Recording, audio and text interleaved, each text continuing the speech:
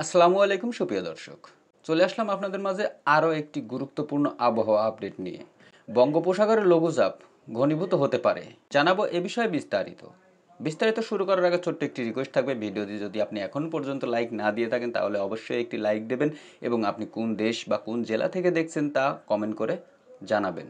বঙ্গোপসাগর এবং তৎসংলগ্ন পশ্চিম মধ্য বঙ্গোপসাগর এলাকায় একটি লঘুচাপ সৃষ্টি হয়েছে। এটি ঘনীভূত হতে পারে বলে জানিয়েছে বাংলাদেশ আবহাওয়া অধিদপ্তর। আজ সকালে আবহাওয়া অধিদপ্তরের দেওয়া পূর্বাভাসে এ তথ্য জানানো হয়েছে। অধিদপ্তর জানিয়েছে, দক্ষিণ পশ্চিম মৌসুমি বায়ু ঢাকা বিভাগের পূর্বাঞ্চল সহ বরিশাল, চট্টগ্রাম, সিলেট ও ময়মনসিংহ বিভাগের পর্যন্ত অগ্রসর হয়েছে। বুধবার ২৮ মে রংপুর, রাজশাহী, ময়মনসিংহ, ঢাকা, খুলনা, বরিশাল, চট্টগ্রাম ও সিলেট বিভাগের অধিকাংশ জায়গায় অস্থায়ীভাবে দমকা হাওয়া সহ বিদ্যুৎ চমকানো হালকা থেকে মাঝারি ধরনের বৃষ্টি, বজ্রসহ বৃষ্টি হতে পারে।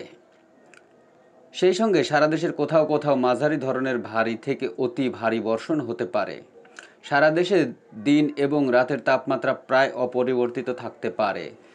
এবার চলুন দেখে নেওয়া যাক ২৮ মে বুধবার ৮টি বিভাগে আবহাওয়ার পরিস্থিতি কেমন থাকছে। প্রথমে জানবো আমরা রংপুর বিভাগের আবহাওয়া। বুধবার ২৮ মে ২০২৫, রৌদ্র উজ্জ্বল দিন। দিন জুড়ে বৃষ্টিপাতের সম্ভাবনা রয়েছে ১৫%। আর্দ্রতা থাকবে ৭৪%। বাতাসের গতিবেগ প্রতি ঘন্টায় ১৩ কিলোমিটার। দিনের তাপমাত্রা সর্বনিম্ন ২৭ ডিগ্রি সেলসিয়াস থেকে সর্বোচ্চ ৩২ ডিগ্রি সেলসিয়াস পর্যন্ত হতে পারে। ঢাকা বিভাগের আবহাওয়া। বজ্রঝড়। দিন জুড়ে বৃষ্টিপাতের সম্ভাবনা ৭০%। আর্দ্রতা থাকবে ৭৬%।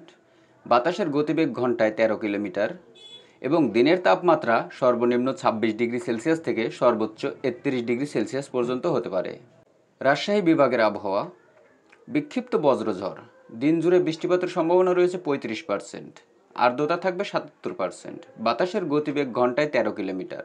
দিনের তাপমাত্রা ২৬ ডিগ্রি সেলসিয়াস থেকে সর্বোচ্চ ৩২ ডিগ্রি সেলসিয়াস পর্যন্ত হতে পারে। খুলনা বিভাগের আবহাওয়া। বুধবার ২৮ মে ২০২৫, মাঝারি বজ্রঝড়। দিন জুড়ে বৃষ্টিপাতের সম্ভাবনা রয়েছে ৩৫%। আর্দ্রতা থাকবে ৮০%। বাতাসের গতিবেগ ঘন্টায় ১৯ কিলোমিটার। দিনের তাপমাত্রা সর্বনিম্ন ২৬ ডিগ্রি থেকে সর্বোচ্চ ৩০ ডিগ্রি সেলসিয়াস পর্যন্ত হতে পারে। বরিশাল বিভাগের আবহাওয়া। হালকা বৃষ্টি।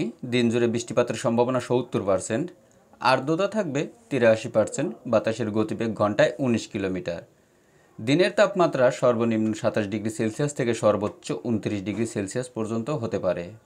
সিলেট বিভাগের আবহাওয়া। বিক্ষিপ্ত বজ্রঝড়।